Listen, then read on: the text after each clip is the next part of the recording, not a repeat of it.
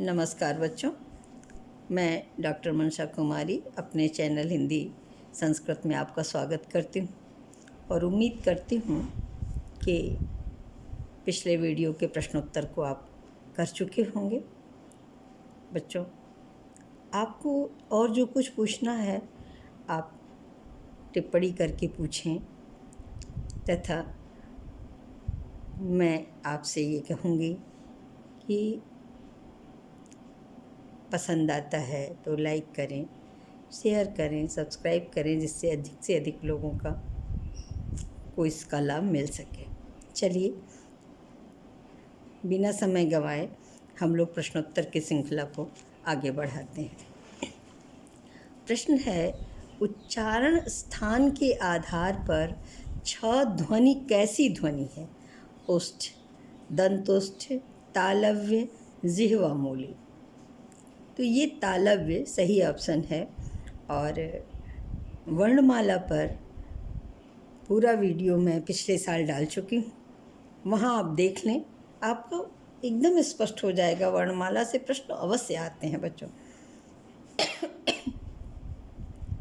और बोल के देखें, च, छ,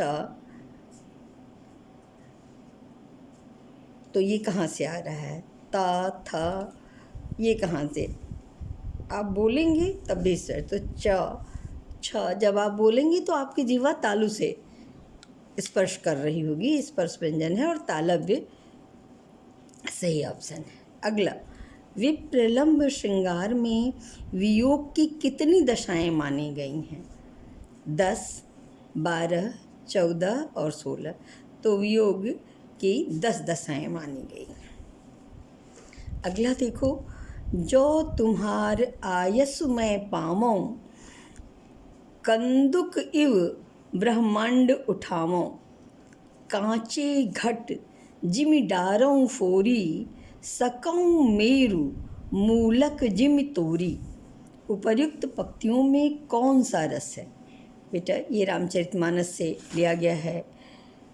लक्ष्मण जी कह रहे हैं राम से कि जो तुम्हार आयसु मैं पावों, कंदुक यो ब्रह्मांड उठावों, कांचे घट जिमि डारों फोरी, सकौं मेरु सुमेर पर्वत को मूलक जिमि तोरी। तो पूछ रहा है कि उपरिक्त पंक्तियों में कौन सा रस है? वीर रस, रौद्र रस, हास्य रस, अद्भुत रस। तो यहाँ ये क्रोध में है, रौद्र रस है यहाँ। अगला प्रश्न, अलंकार संप्रदाय के प्रवर्तक हैं मम्मट, जयदेव, भामा, दंडी। तो अलंकार संप्रदाय के प्रवर्तक आचार्य भामा है। भामा का समय किस शताब्दी में माना जाता है? 5वीं, 6ठी, 4थी, इसमें से कोई नहीं। तो ये 6ठी शताब्दी माना जाता है। इस तरह प्रश्न को आप देखिए बेटा कि आचार्यों का समय पूछा जाएगा, तो उसको भी आप और लोगों का याद रखें। अगला प्रश्न, 10वीं सदी में रीति को मार्ग किसने कहा? भरत मुनि ने, रुद्रट, विश्वनाथ, कुंतक। तो भरत मुनि ने कहा है। ध्वनि संप्रदाय के प्रवर्तक हैं भरत मुनि, आचार्य आनंदवर्धन, रुद्रट, विश्वनाथ। तो आचार्य आनंदवर्धन ध्वनि संप्रदाय के प्रवर्तक हैं। अगला प्रश्न है, रामचंद्रिका के रचनाकार का नाम है सूरदास, मीराबाई, केशवदास, तुलसीदास। तो केशवदास सही ऑप्शन है। अगला प्रश्न देखें, राम भक्ति शाखा में रसिकोपासना का समावेश किसने किया? केशवदास, अग्रदास, लालदास, नाभादास। तो रसिकोपासना का समावेश अग्रदास ने किया है, ये सही ऑप्शन है। अगला प्रश्न देखो, मदनाष्टक के रचयिता का नाम है रहीम, रसखान, केशवदास, नरोत्तम दास। तो रहीम सही ऑप्शन है। रस मंजरी किस कवि की कृति है? केशवदास, भूषण, नंददास, चित्तस्वामी। तो नंददास ये सही ऑप्शन है। अगला प्रश्न देखो बच्चों, नाथ संप्रदाय का प्रवर्तक इनमें कौन था? गोरखनाथ, महानाथ, चरपटनाथ, नेमिनाथ। तो गोरखनाथ नाथ संप्रदाय के प्रवर्तक हैं। महापुराण के रचनाकार कौन हैं? अब्दुल रहमान, पुष्पदंत, धनपाल, स्वयंभू। तो पुष्पदंत महापुराण के रचनाकार हैं। अगला प्रश्न देखें, सूफी साधना के 4 पड़ावों में इनमें से कौन सा नहीं है? शरीयत, तरीक़त, मलकत, मारिफत। तो शरीयत, तरीक़त, मारिफत और एक हकीकत है, मलकत नहीं है। मलकत सही ऑप्शन है। इनमें एक मोक्ष का पर्यायवाची शब्द है। मोक्ष का पर्यायवाची निर्वाण, दशा, गति, चाल। तो निर्वाण सही ऑप्शन है। निर्वाण का अर्थ मोक्ष होता है। अगला प्रश्न है, मालती माधव किसकी रचना है? भट्टगोपाल, भवभूति, श्रीहर्ष, दंडी।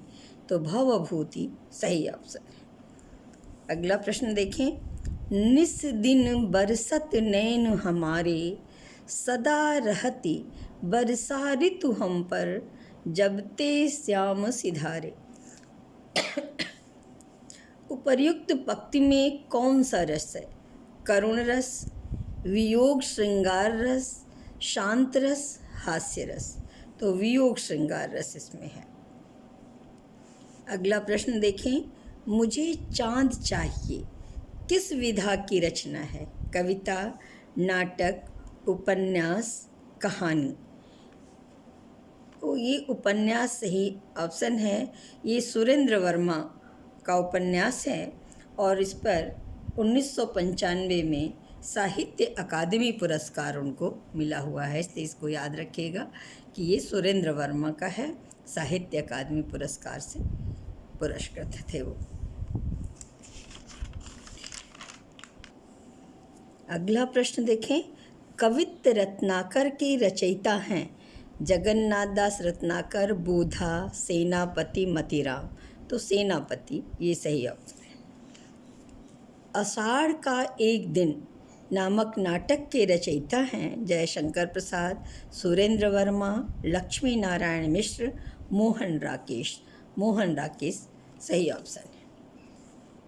अगला प्रश्न देखें, निम्नलिखित में से एक कथन असत्य है। बेटा जब पूरा कथन आए, वाक्य आए, तो उसको बहुत ध्यान से आप पढ़ेंगे। धर्मवीर भारती धर्मयुग के संपादक थे। कमलेश्वर सारिका के संपादक थे। राजेंद्र यादव हंस के संपादक। मोहन राकेश कादम्बनी के संपादक थे।